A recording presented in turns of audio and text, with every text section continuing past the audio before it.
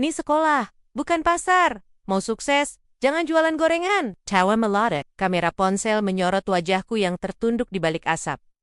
Tak ada yang membela, hanya aku dan gerobak tua ini. Tapi satu hal terus terngiang di benakku, salahkah aku bermimpi? Meski datang dari pinggir jalan, ask ChatGPT. Angin pagi menusuk lembut kulitku yang basah oleh keringat. Langit masih redup saat aku mulai mendorong gerobak tuaku melewati jalanan sempit gang belakang rumah. Roda gerobaknya berdecit. Suara yang sudah akrab di telingaku. Seperti sahabat tua yang selalu menemaniku setiap pagi. Aku Dini, siswi kelas 12 di sebuah SMA negeri yang cukup besar di kota ini. Setiap pagi, sebelum lonceng pertama sekolah berbunyi, aku punya rutinitas yang mungkin tak biasa untuk gadis seusiaanku menjual pisang goreng di depan gerbang sekolah. Bukan karena hobi, bukan pula karena iseng, tapi karena hidup memaksaku untuk begitu. Ayahku sudah tiada sejak 2 tahun lalu, kecelakaan saat pulang kerja malam-malam, karena mengambil lembur demi membeli seragam sekolah baruku waktu itu. Dan ibu, sejak ayah pergi, tubuhnya tak pernah bisa berdiri lagi. Stroke mengambil semua kemampuan geraknya, tapi tidak semangatnya. Dan aku hanya anak perempuan yang tak ingin melihat dapur kami kembali kosong. Semangat, nak. Biar ibu masakin minyaknya nanti ya. Ucap ibu pelan tadi subuh, sambil duduk di kursi rodanya, mengawasi adonan pisang yang kugoreng. Nggak usah, Bu. Ibu istirahat aja. Aku bisa kok, jawabku sambil tersenyum. Meski dalam hati sedikit perih melihatnya, hanya bisa duduk menatapku bekerja.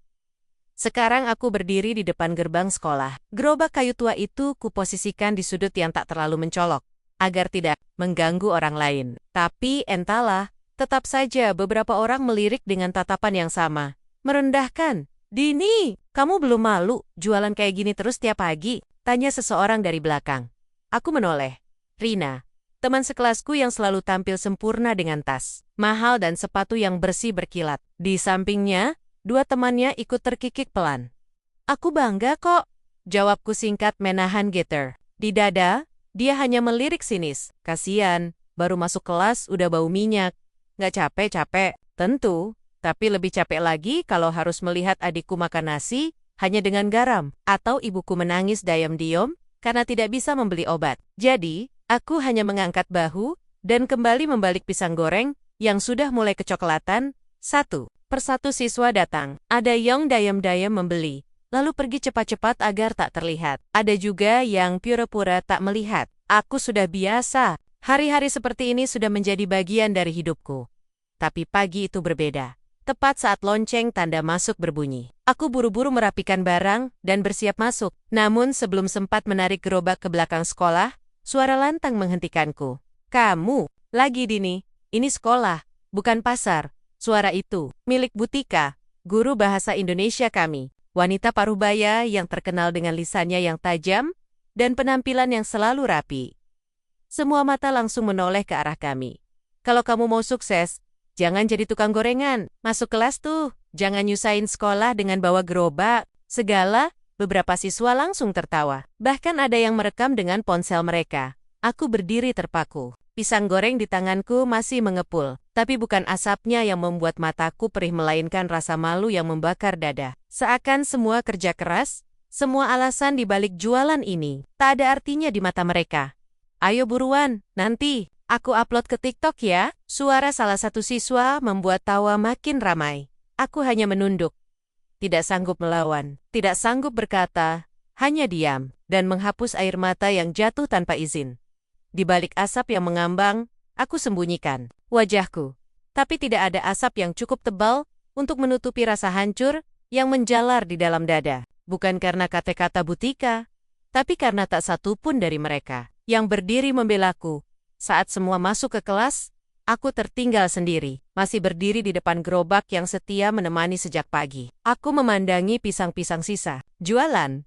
Tak semuanya laku hari ini, entah karena nasib atau karena tawa mereka lebih keras dari aromanya.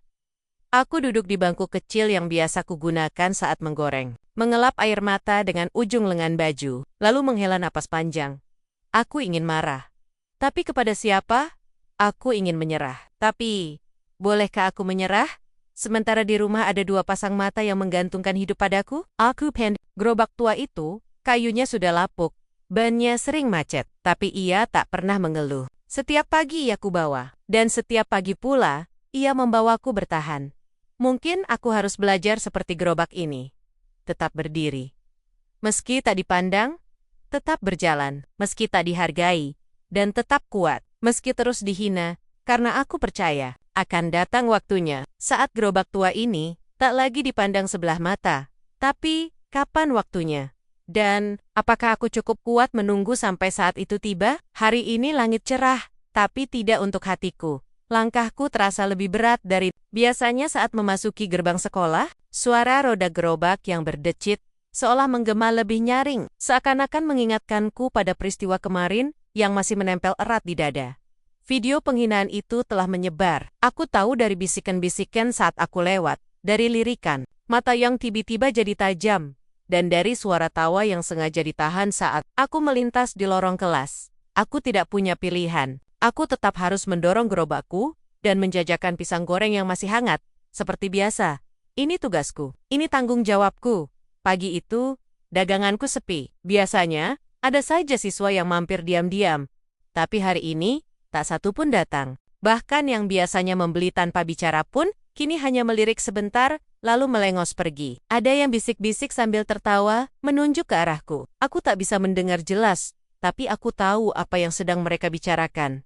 Awas, jangan, Pelly, nanti kamu masuk TikTok juga. Celetuk seorang siswa laki-laki, dengan suara keras sambil berjalan melewatiku.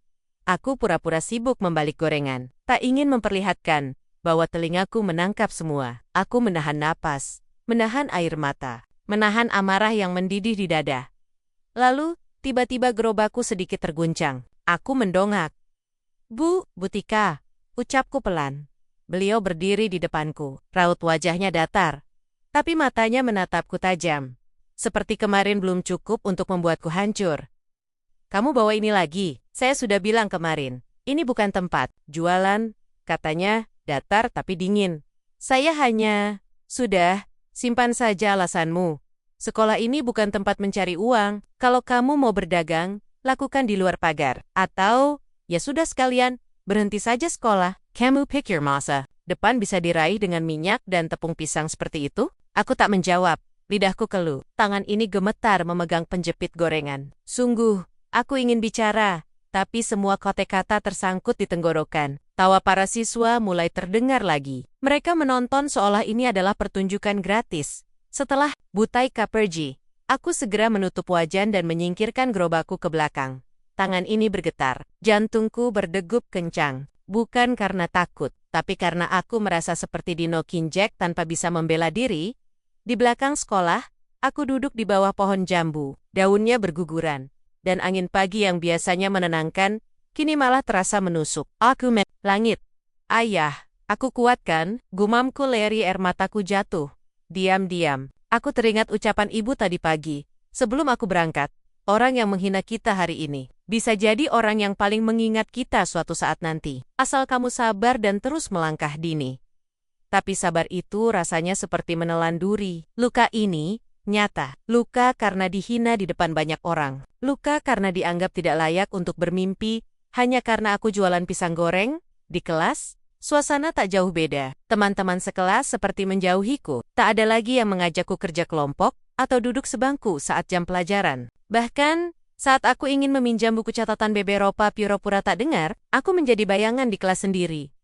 Satu-satunya yang masih tersenyum padaku adalah Pak Adi, guru kewirausahaan. Beliau tak berkata banyak, hanya menepuk pundakku saat aku berjalan keluar kelas. Senyum beliau hangat, seolah mengerti semua yang sedang aku tahan. Saat istirahat, aku duduk sendiri di taman belakang. Bekal yang kubawa dari rumah nasi dan tempe, goreng sisa dagangan kemarin, kuhabiskan perlahan. Aku makan bukan karena lapar, tapi karena tahu aku butuh tenaga untuk pulang nanti, untuk mendorong gerobak dan menjaga warung kecil di rumah. Tiba-tiba, seseorang duduk di sebelahku. Boleh, minta satu gorengan gak? Seorang siswa laki-laki, wajahnya tak terlalu kukenal. Sepertinya, dia dari kelas sebelah. Dia menyodorkan senyum canggung. Aku mengangguk pelan, membuka bungkusan kertas minyakku, dan menyodorkan satu potong tempe goreng. Dia menggigitnya, lalu tersenyum. Enak loh, katanya. Aku hanya tersenyum kecil, sudah lama tak ada orang yang menganggap apa yang kubuat itu enak. Namaku Arya, katanya.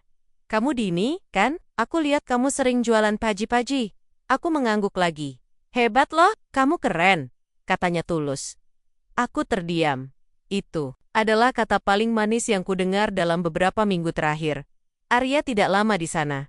Ia pamit, karena ada tugas, tapi senyumnya membekas. Rasanya seperti luka di dadaku sedikit terobati oleh kata-kata Nia yang sederhana. Sore harinya, saat pulang ke rumah, aku melihat ibu sedang duduk di ruang depan. Di sampingnya, adikku, Raffi, sedang mengerjakan PR dengan serius. Ayahmu dulu sering bilang, orang sabar itu bukan lemah, tapi dia tahu kapan harus melompat, kata ibu sambil tersenyum saat aku duduk di sampingnya. Aku memeluk beliau. Hangat tubuhnya membuatku kembali tenang. Ibu, Dini boleh terus jualan kan? Ibu menatapku lekat-lekat. Kamu bukan sekadar jualan, nak. Kamu sedang membangun sesuatu yang lebih besar dari sekadar gerobak. Kamu sedang membangun masa depan. Aku mengangguk pelan. Malam itu, di dalam gelap kamar yang hanya diterangi lampu temaram, aku menulis sesuatu di kertas kecil dan menempelkannya di dekat jendela. Suatu hari nanti, pisang goreng ini akan membawaku ke tempat yang tak pernah mereka bayangkan. Tapi, bagaimana caranya dan dari mana aku harus mulai? Sejak pagi tadi, tanganku tak berhenti mengiris pisang. Satu persatu, kupotong dengan hati-hati, memastikan ukurannya pas. Di meja kayu kecil yang mulai lapuk di dapur belakang rumah, aku menyiapkan adonan tepung seperti biasa. Tapi hari ini, ada satu bahan baru yang kuambil dayem-dayem dari lemari atas, bubuk kayu manis. Aku ingat dulu ayah pernah bilang, tambahkan sedikit kayu manis, rasanya jadi lebih hangat, seperti pelukan di tengah dingin. Kutatap adonan itu. Lalu kuaduk perlahan. Setelah selesai, aku bergegas mendorong gerobakku ke depan sekolah. Udara pagi hari itu dingin, tapi semangatku mulai menyala lagi. Meskipun luka kemarin belum benar-benar sembuh. Kata-kata Butika masih terngiang, dan tawa timen-men sekelas belum bisa kulupakan. Tapi semalam, aku menatap kertas kecil di jendela kamar dan memutuskan, aku tak bisa terus diam. Aku harus membuktikan sesuatu hari itu. Untuk pertama kalinya sejak insiden penghinaan, aku mengubah sedikit cara jualanku. Pisang goreng yang biasanya kubungkus dengan kertas seadanya, kini kutata rapi dalam wadah kecil, diberi tulisan tangan. Pisang hangat, rasa sayang, rupiah 1.500. Beberapa siswa melirik gerobakku dengan heran. Ada yang masih berbisik-bisik, ada juga yang tertawa kecil sambil lewat. Tapi aku tetap berdiri tegak. Tangan ini terus membalik gorengan, dan hati ini terus berdoa semoga ada yang mau mencoba. Lalu, seseorang mendekat. Arya, aku beli 2, ya, yang kemarin enak banget, katanya sambil tersenyum. Aku mengangguk. Memberikan 2 potong pisang goreng di wadah mungil. Dia menggigit 1, lalu ekspresinya berubah. Ini beda. Wangi banget. Kamu kasih apa ini? Aku tersenyum kecil. Sedikit kayu manis?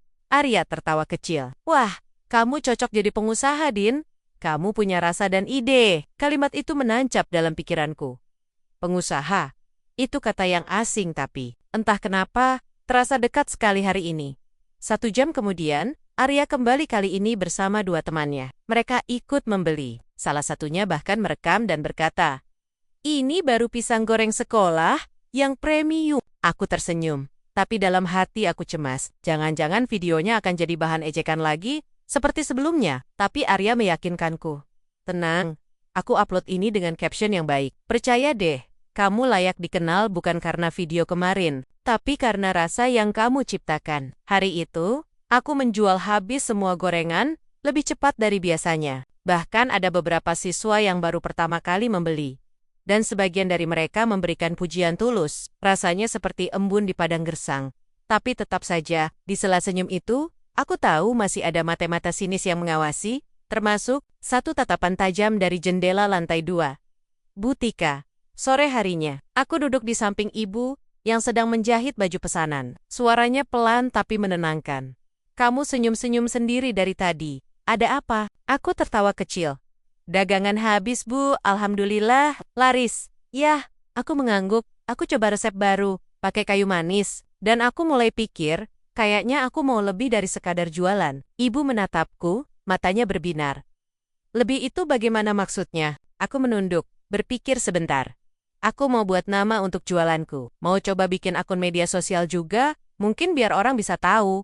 Mungkin mulai dari yang kecil dulu, biar nggak cuma di depan sekolah. Ibu mengelus kepalaku.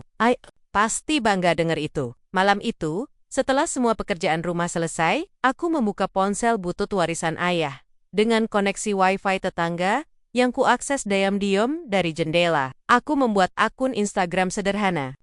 @pisang hangat. Dini ku hapus semua foto lamaku yang tak penting. Dan kuunggah foto pertama, satu kotak pisang goreng dengan label pisang hangat. Rasa sayang, di captionnya kutulis, dari gerobak kecil di depan sekolah, semoga bisa sampai ke hati siapapun yang mencicipinya. Pisang hangat aku tak berharap banyak. Tapi ada rasa lega saat menekan tombol unggah.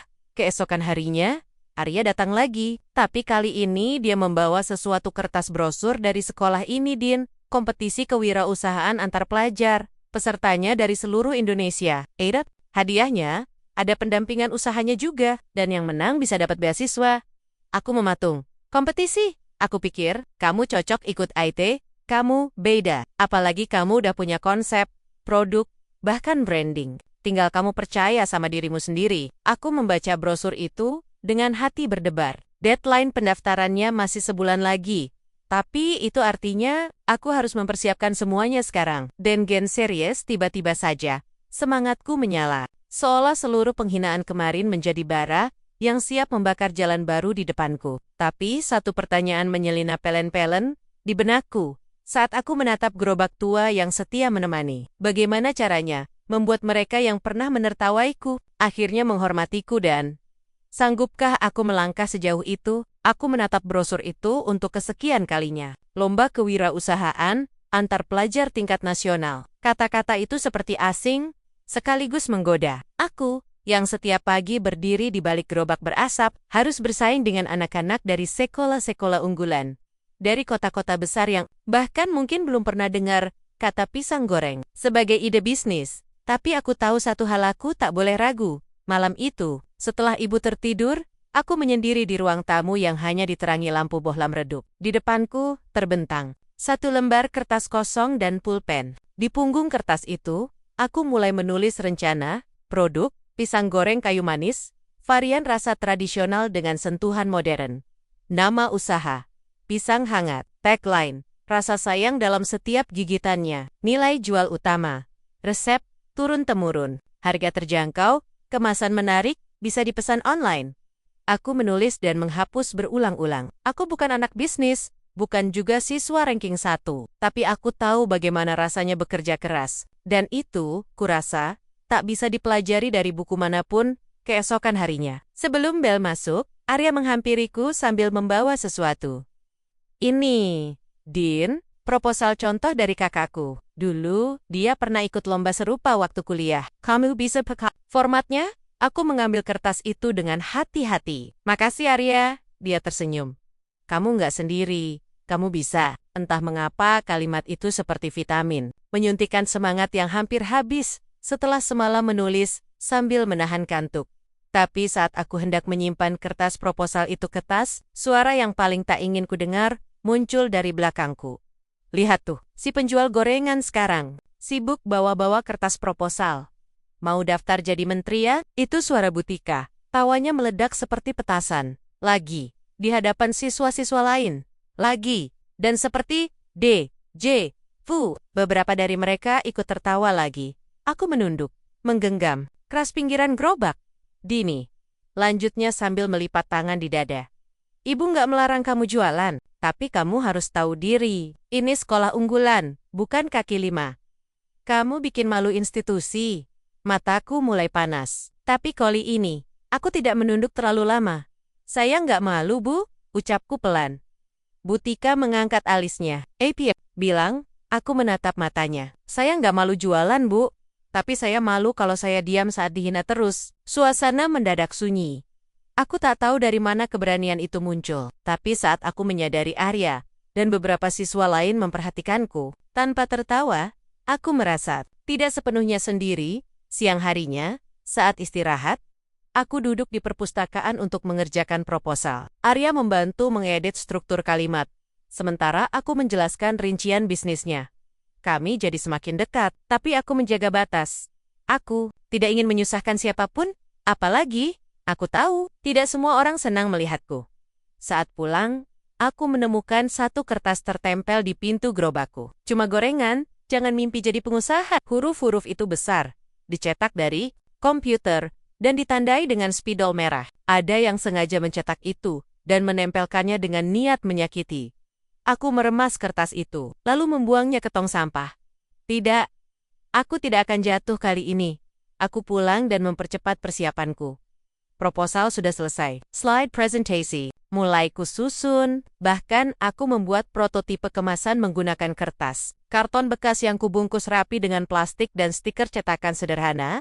Ibu mendukungku sepenuhnya. Meskipun beliau hanya bisa duduk, matanya selalu mengikuti gerakanku. Setiap kali aku mulai ragu, ibu akan berkata, "Jangan kecilkan mimpimu hanya karena kamu besar di tempat yang sederhana, nak." 3 hari sebelum pengumpulan proposal, aku ke warnet untuk mengirim berkas lewat email. Rasanya seperti mengirim harapan ke langit, tak tahu akan jatuh kemana. Tapi yang jelas, aku sudah berusaha.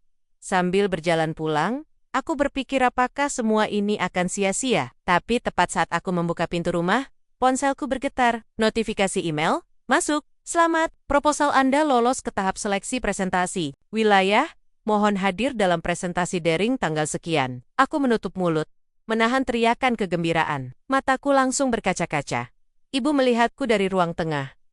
"Ada apa, nak?" Aku menunjukkan ponsel itu sambil tersenyum lebar. "Aku lolos, Bu. Aku masuk tahap presentasi." Ibu tak berkata-kata. Ia hanya membuka kedua tangannya dan aku langsung memeluknya erat. Hari presentasi akan segera tiba.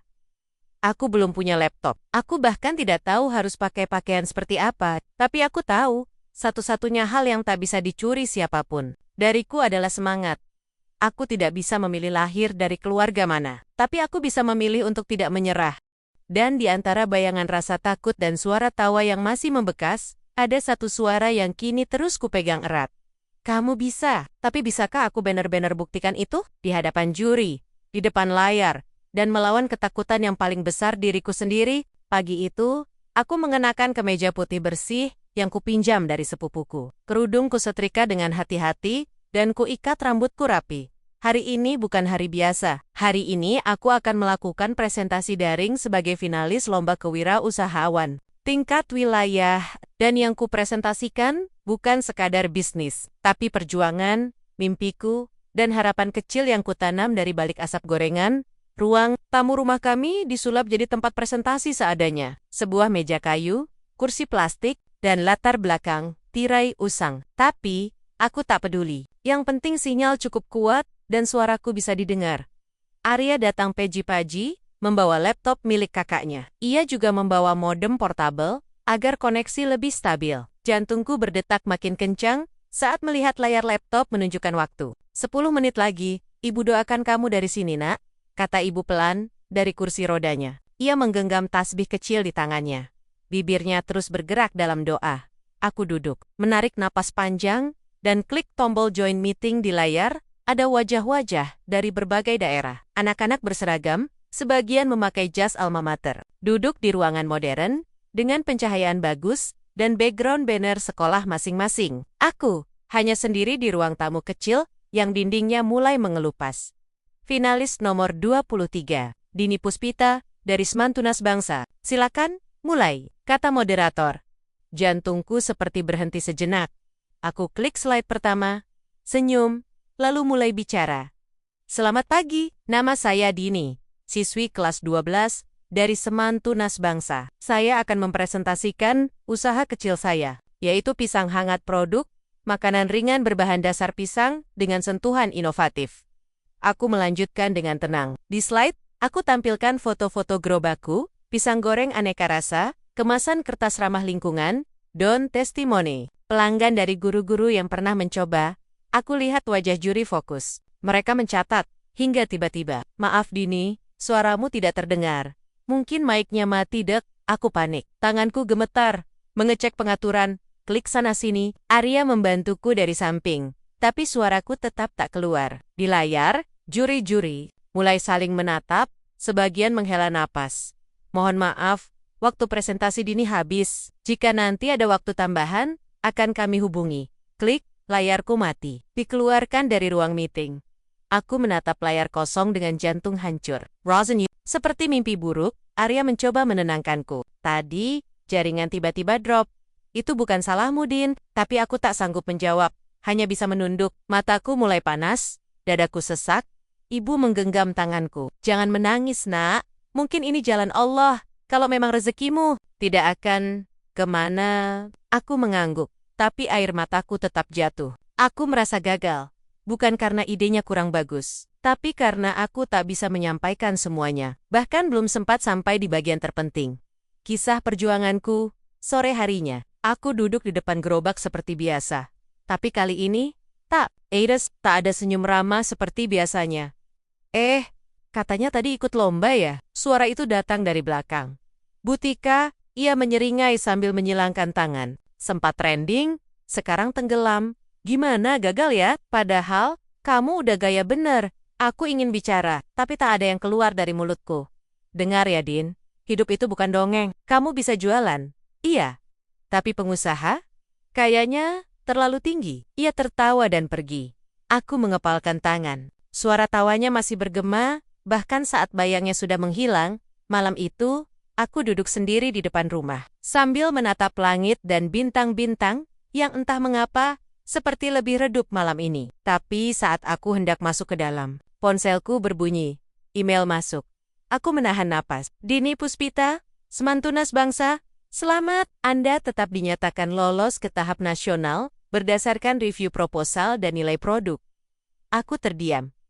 Lalu mataku membesar. Kubaca ulang, dan sekali lagi. Lolos. Aku tertawa kecil, antara lega, tak percaya dan haru. Aku lolos. Bisikku pada malam. Aku masuk ke dalam, dan langsung memeluk ibu. Bu, aku masih punya kesempatan. Ibu menangis. Arya, yang masih online lewat chat, langsung membalas, yes, aku tahu kamu bisa. Dan malam itu, untuk pertama kalinya setelah sekian lama, aku percaya. Mimpi ini belum selesai. Tapi aku juga tahu, di babak nasional nanti, tantangannya akan berkali-kali lipat. Dan aku harus siap untuk semua tawa sinis, semua keraguan, dan semua luka yang belum sepenuhnya sembuh. Tapi satu hal pasti, aku tidak akan menyerah. Belum. Tidak sekarang. Namaku mulai terdengar. Bukan hanya di sekolah, tapi juga di luar sana. Setelah pengumuman finalis nasional dirilis di media sosial resmi kementerian, banyak yang terkejut melihat nama siswi dari sekolah kecil, seperti Semantunas Bangsa ada di urutan teratas. Beberapa netizen mulai menggali. Mereka menemukan video lama saat aku dihina di depan sekolah. Video itu kembali viral. Tapi kali ini, bukan untuk ditertawakan. Komentar demi komentar bermunculan. Gila, ini anak yang dulu dihina itu kan?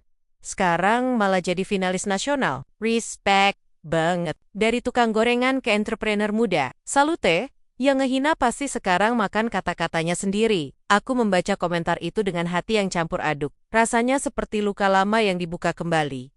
Tapi anehnya, terasa lebih hangat. Ada kelegaan. Namun, tak semua orang ikut bersorak. Keesokan harinya, aku datang ke sekolah seperti biasa. Tapi langkahku terasa berat. Beberapa guru tersenyum padaku.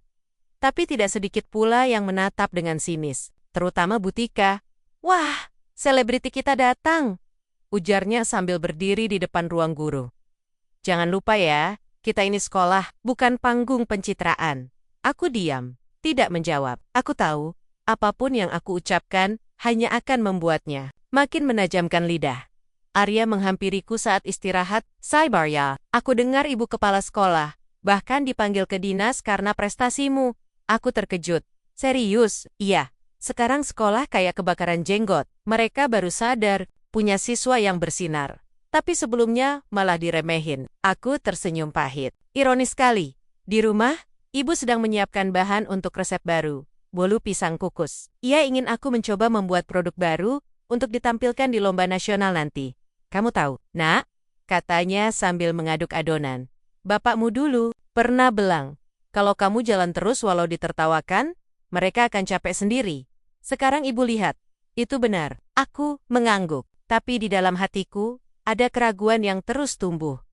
Babak nasional ini bukan main-main. Aku akan bersaing dengan anak-anak dari sekolah besar, yang modal usahanya jutaan, dengan mentor profesional dan tim kreatif. Sementara aku masih sendiri. Masih pakai gerobak, 3 hari sebelum keberangkatan ke Jakarta untuk presentasi final. Sebuah surat datang dari sekolah. Kepala sekolah memanggilku ke ruangannya.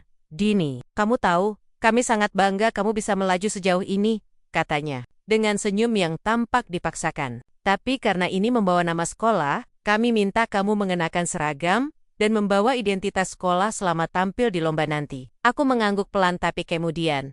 Beliau menambahkan, oh ya, kami juga sudah memilihkan guru pendamping. Untukmu Butika, dadaku langsung terasa sesak. Maaf Bu, bisa saya tahu kenapa harus beliau? Kepala sekolah tersenyum kecil, karena beliau guru kewirausahaan dan sekolah ingin tampil profesional. Aku hanya bisa mengangguk. Tapi, di dalam hati, aku berontak. Malamnya, aku mengaduk adonan bolu dengan tangan gemetar. Aku menceritakan semuanya pada ibu. Kalau nanti aku gagal, aku harus siap dihina 2 kali lipat. Ibu menggenggam tanganku. Nak, mereka bisa menertawakanmu, tapi tidak bisa menjatuhkan harga dirimu selama kamu sendiri tidak menyerah. Aku menangis malam itu, bukan karena takut kalah, tapi karena aku sadar, kali ini aku tidak hanya membawa namaku sendiri, tapi nama ibu, almarhum ayah, nama kecilku, dan harga diriku. Hari keberangkatan tiba. Aku naik bus bersama Butika dan 2 siswa lain dari sekolah lain yang ikut lomba. Kategori berbeda. Sepanjang perjalanan, Butika nyaris tidak bicara padaku. Hanya sesekali terdengar helaan napas dan bisikan sinis di ponselnya. Sesampainya di hotel tempat lomba berlangsung, mataku membelalak. Ini seperti dunia lain. Lebih luas, lampu kristal, peserta-peserta yang sibuk latihan presentasi dengan proyektor, laptop canggih, dan bahkan stand mini mereka sendiri. Aku hanya membawa 1 koper kecil. Gerobak mini yang sudah kupotong jadi maket dari kardus dan kotak bolu pisang kukus. Di kamarku, aku termenung, memandang langit-langit hotel yang entah mengapa terasa jauh. Untuk sesaat, aku berpikir, apa aku benar-benar pantas berada di sini? Ketika malam hampir larut, aku turun ke lobi untuk melihat daftar urutan tampil besok. Namaku berada di urutan pertama. Tanganku gemetar. Aku ingin menghubungi ibu, tapi baterai ponselku habis. Aku duduk di kursi pojok, memeluk lutut, lalu berkata dalam hati. Besok bukan soal menang atau kalah, tapi soal membuktikan bahwa aku bukan anak yang bisa dihina semaunya. Tapi saat aku hendak bangkit, aku melihat beberapa peserta lain menatap ke arahku dan berbisik. Salah satu dari mereka bahkan menunjukku sambil tersenyum meremehkan. Ada juga ya, tukang gorengan yang masuk final. Detik itu juga aku tahu, perjuangan ini belum apa-apa. Dan esok hari, segalanya akan berubah. Entah menjadi cahaya besar, atau kehancuran total. Pagi itu, udara Jakarta terasa lebih dingin dari biasanya. Atau mungkin memang tubuhku yang menggigil karena gugup. Jam menunjukkan pukul 8. Dan aku sudah harus bersiap untuk masuk ke ruang utama. Tempat presentasi lomba kewirausahaan tingkat nasional diadakan. Namaku tertera jelas di layar digital. Peserta pertama, Dini Maharani, Seman Tunas Bangsa. Aku menarik napas panjang, berkali-kali, tapi tetap saja, jantungku berdegup terlalu keras. Butika duduk tak jauh dariku. Sejak kemarin, tak ada sepatah kata pun yang ia ucapkan, kecuali formalitas. Wajahnya dingin, bahkan cenderung kecewa. Entah karena aku yang terpilih mewakili sekolah, atau karena aku yang dulu ia permalukan, kini berdiri di depan semua orang. Waktu menunjukkan pukul 8:10. Panitia memanggil namaku melalui pengeras suara. Peserta nomor 1. Dipersilakan naik ke panggung. Aku melangkah dengan tangan menggenggam maket gerobak kecil dari kardus, kotak berisi bolu, pisang kukus, dan lembar presentasi yang sudah kususun rapi. Saat naik ke atas panggung, aku sempat menunduk, tapi kemudian, kuangkat kepala perlahan, sorotan lampu menyilaukan. Tapi, aku tahu, di antara penonton, ada banyak mata yang menunggu entah, ingin menyaksikan aku berhasil, atau menertawaiku jatuh. Selamat pagi, suaraku sedikit bergetar. Nama saya Dini Maharani. Saya dari Seman Tunas Bangsa. Ada jeda. Hening. Mataku menatap ke arah juri 5 orang penting. Dengan raut wajah serius, saya di sini bukan hanya membawa ide usaha, tapi juga harapan. Harapan dari seorang anak yang tumbuh dalam keterbatasan, tapi tak pernah berhenti bermimpi. Mulai mempresentasikan ide usahaku. Pisang Kita, sebuah brand makanan olahan pisang dengan konsep ramah lingkungan, murah, dan bisa diberdayakan oleh ibu-ibu rumah tangga. Aku tunjukkan maket gerobak hasil desainku, produk sampel bolu, dan sistem distribusi yang kubuat dari pengamatan selama berjualan. Tak lama, satu juri pria mengangkat tangan. Dini, boleh tahu, apa motivasimu memulai bisnis ini? Aku sejenak, lalu kuangkat kepala. Karena saya ingin ibu saya bisa tersenyum lagi, dan karena saya ingin menunjukkan bahwa tidak ada pekerjaan yang hina. Yang hina adalah mereka yang menghina. Ruangan mendadak senyap. Juri lain bertanya, tapi kamu benar-benar berjualan sendiri sebelum sekolah? Aku mengangguk. Sepsi, pagi, gerobaknya sudah tua, tapi itu satu-satunya harta yang ditinggalkan ayah sebelum beliau meninggal. Tiba-tiba, dari arah penonton, terdengar suara kamera diklik. Salah satu juri wanita melihat layar ponselnya, lalu menunjukkannya ke juri lain. Wajah mereka berubah. Seketika, layar besar di belakang panggung menampilkan sebuah video yang sudah tak asing bagiku. Video saat aku dihina Butika, ditertawakan, di depan sekolah. Seseorang dari panitia, entah bagaimana, menautkan video itu ke sistem presentasi. Mungkin karena video itu kembali viral dan kini sedang ramai di media sosial. Ruangan terdiam, wajah Butika memucat. Ia berdiri dari kursinya, lalu berjalan cepat keluar ruangan. Aku tetap berdiri di panggung, tapi kali ini, dengan air mata yang tak bisa kutahan, video itu bukan kebanggaan saya, ujarku pelan. Tapi dari situlah saya belajar untuk berdiri lebih kuat. Tepuk tangan pertama terdengar, lalu menyusul yang lain. Sampai akhirnya, ruangan penuh dengan standing ovation. Setelah presentasi selesai, beberapa peserta menghampiriku. Keren banget, Din. Aku dulu juga nonton video itu, tapi nggak nyangka kamu bisa sampai sini, kata seorang gadis dari Bandung. Aku hanya tersenyum, rasanya seperti mimpi. Ketika aku kembali ke ruang tunggu, ada seorang pria tua dengan jas abu-abu mendekat. I am pin khusus bertuliskan, Duan Kehormatan kamu Dini Maharani? Tanyanya. Iya pak, ia tersenyum, lalu mengulurkan tangan. Saya Ardi Wijaya, sahabat lama ayahmu, Bram Maharani. Aku terpaku, nama itu, suara itu. Begitu asing namun sekaligus terasa dekat. Bapak kenal, ayah saya, iya. Kami dulu pernah membangun usaha bareng. Sebelum saya pindah ke Jakarta, ayahmu selalu cerita tentang anak perempuannya yang kuat. Air mataku jatuh. Pak Ardi menepuk pundakku. Kamu punya potensi besar. Setelah lomba ini, saya ingin bicara lebih lanjut soal masa depanmu. Kalau kamu siap jadi bagian dari bisnis keluarga kami. Pintunya terbuka lebar.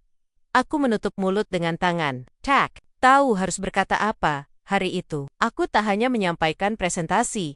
Aku menyampaikan luka, perjuangan, dan cinta. Hari itu, bukan akhir dari perlakuan buruk yang kuterima, tapi awal dari semua pembalasan yang tak perlu dengan amarah, karena balas dendam terbaik adalah menjadi luar biasa. Dan di tengah sorotan kamera, air mataku jatuh untuk kedua kalinya bukan karena sedih, tapi karena akhirnya aku bisa berkata pada diri sendiri, aku pantas berdiri di sini. Semua berubah dalam semalam. Sejak video, presentasiku dipadukan dengan cuplikan penghinaan dari Butika. Jagat maya seperti terbakar. Tagar, Dini Maharani, Pisang Kita dan Butika viral. Mendadak jadi trending topik selama 3 hari berturut-turut.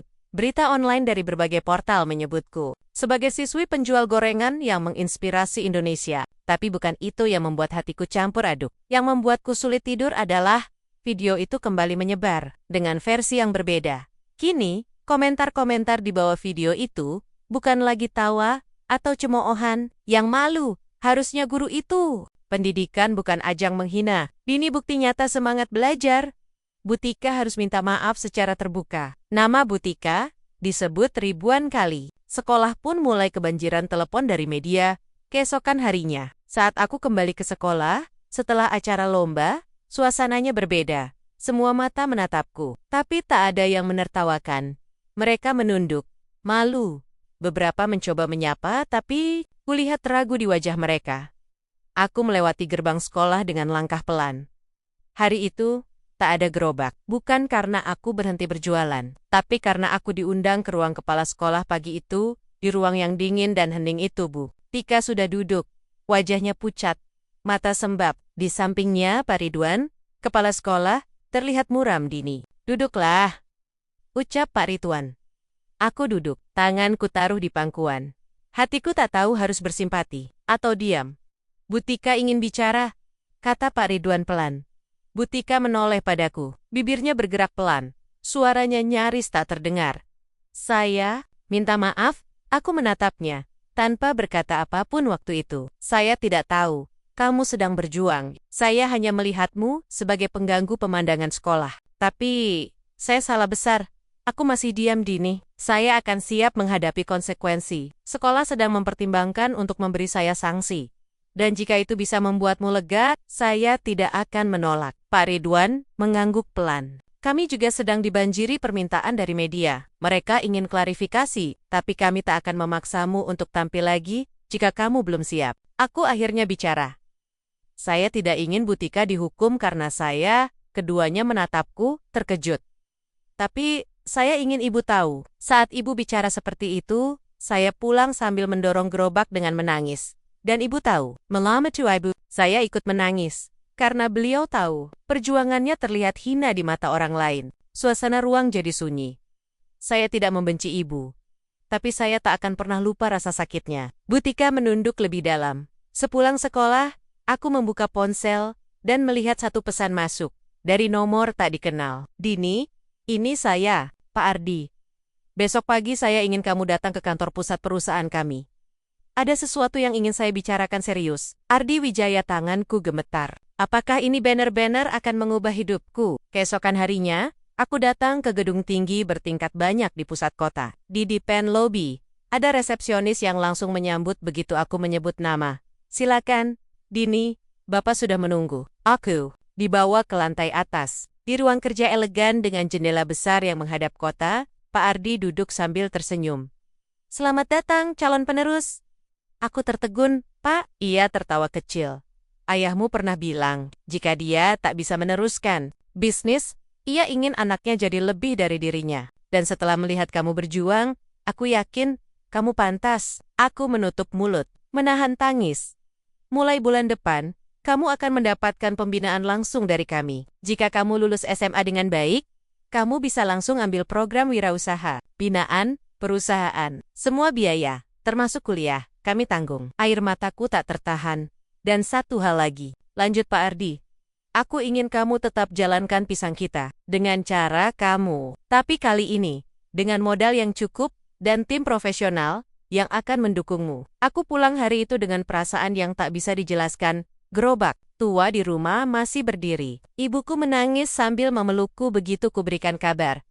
Dan malam itu, aku membuka media sosial, lalu menulis satu unggahan. Kepada yang pernah menghina, terima kasih. Karena tanpa itu, saya tak akan tahu betapa kuatnya saya. Kepada yang pernah menertawakan, saya tidak membalas. Saya hanya berlari lebih jauh. Dalam waktu 1 jam, unggahan itu dibagikan puluhan ribu kali. Tawa yang dulu menjatuhkanku, kini berbalik menjadi pelajaran untuk mereka yang melihat dari luar, tanpa tahu isi hati.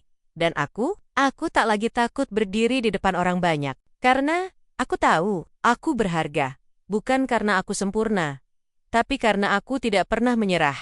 Angin pagi masih sama dinginnya, tapi rasanya tak lagi menggigit. Karena untuk pertama kalinya, aku mendorong gerobak tua itu, bukan untuk menjajakan gorengan, tapi sebagai simbol perjalananku. Hari itu aku menghadiri sebuah acara talk show televisi nasional.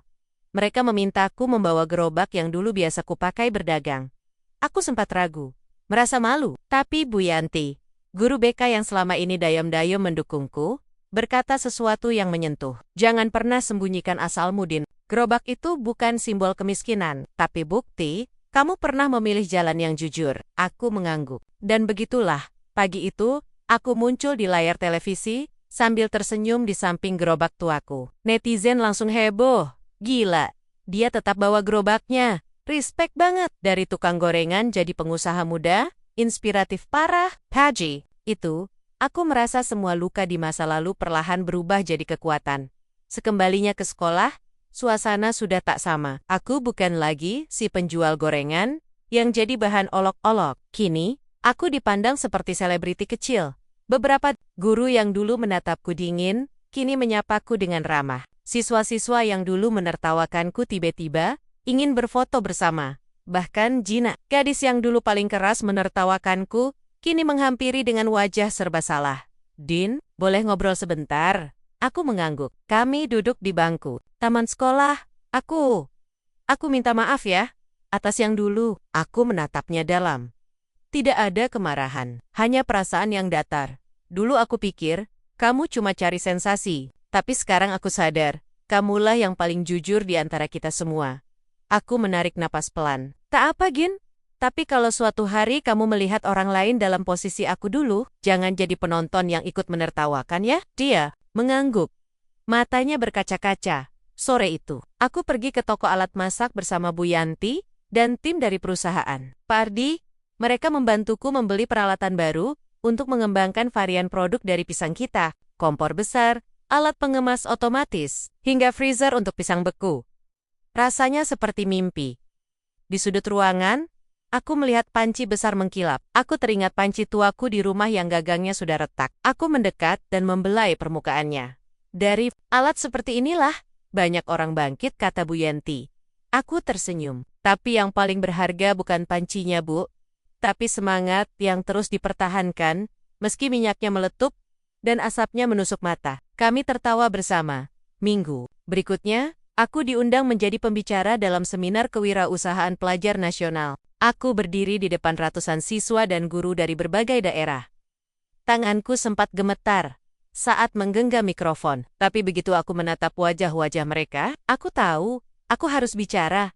Ada banyak cara untuk sukses, tapi saya memilih cara yang paling jujur, dengan tangan sendiri. Seluruh ruangan sunyi. Tak ada satupun gadget yang berbunyi. Semuanya fokus. Saya bukan siapa-siapa, hanya anak dari seorang ibu yang lumpuh, dan ayah yang sudah tiada. Tapi saya percaya, kemiskinan bukan dosa, yang salah adalah menyerah. Tepuk tangan bergemuruh. Aku tersenyum sambil menahan air mata. Dan kalau hari ini saya bisa berdiri di sini, itu karena saya tidak melupakan siapa saya sebenarnya. Dan saya memaafkan mereka yang dulu menjatuhkan saya. Karena, tanpa mereka, saya tak akan punya alasan untuk bangkit. Malamnya, di rumah kecil kami, ibu duduk di kursi roda sambil memandangi layar televisi. Anakku tampil di TV. Ya Allah, gumamnya lirih, sambil mengusap mata. Aku duduk di lantai, menyandarkan kepala di lututnya. Ibu masih tetap ibu tukang gorengan ya, Din? Tanyanya bercanda. Aku tersenyum. Iya, Bu. Bedanya, sekarang kita punya banyak gerobak, dan rencananya, kita mau buat cabang di kota sebelah. Ibu tertawa, lalu menggenggam tanganku. Kita nggak perlu jadi orang kaya, Din. Yang penting, kita tetap jadi orang baik. Aku mengangguk. Iya, Bu. Tapi kalau bisa jadi orang baik dan sukses, kenapa harus pilih salah satu? Kami berdua tertawa, menghapus semua luka yang pernah ada. Malam itu aku menatap gerobak tuaku di halaman. Tak kuubah sedikit pun. Catnya tetap kusam, roda kirinya tetap goyah, karena bagaku. Itulah awal dari segalanya. Dan aku tahu, kisah ini belum selesai. Karena mimpi baru saja dimulai. Gedung tinggi dengan cahaya lampu yang megah itu, membuat langkah sedikit gemetar. Tapi bukan karena takut, bukan juga karena gugup, melainkan karena rasa haru yang menyesakkan dada. Hari itu, aku akan menerima penghargaan sebagai pelajar inovatif nasional atas bisnis pisang kita. Siaran langsung dilakukan ke seluruh Indonesia. Tokoh-tokoh penting hadir, termasuk Menteri Pendidikan, para pengusaha ternama, dan media dari berbagai kota. Saat namaku dipanggil, aku melangkah ke atas panggung. Satu-satunya hal yang terlintas dalam pikiranku, bukan soal uang, bukan soal panggung, atau tepuk tangan, tapi wajah ibu dan bayangan gerobak tua itu. Sorot kamera menyorotku. Cahaya panggung membutakan sesaat. Tapi kemudian suara jap penonton membangunkanku. Selamat kepada Dini Anggraini, finalis kewirausahaan termuda dengan dampak sosial luar biasa. Aku menerima piala dari Pak Menteri. Tapi yang membuat dadaku bener-bener sesak adalah saat seseorang naik ke atas panggung dan berdiri di sebelahku. Seorang pria tua berpakaian rapi. Pak Ardi, sahabat ayahku, ia menggenggam mikrofon, lalu menatap ke arahku dengan mata berkaca-kaca. Ayah Dini adalah teman lama saya. Ia pernah bilang, kalau tidak punya warisan harta, setidaknya tinggalkan warisan nilai. Dan hari ini, Saya melihat nilai-nilai itu hidup di diri anaknya. Seluruh ruangan sunyi. Mulai hari ini, saya secara resmi menunjuk Dini sebagai calon penerus perusahaan keluarga saya. Aku menahan napas. Air mata tak bisa lagi dibendung. Namun belum selesai. Layar di belakang panggung tiba-tiba menampilkan video lama saat aku dihina oleh Bu Rika di depan kelas. Tawa, ejekan, dan rekaman diam-diam itu.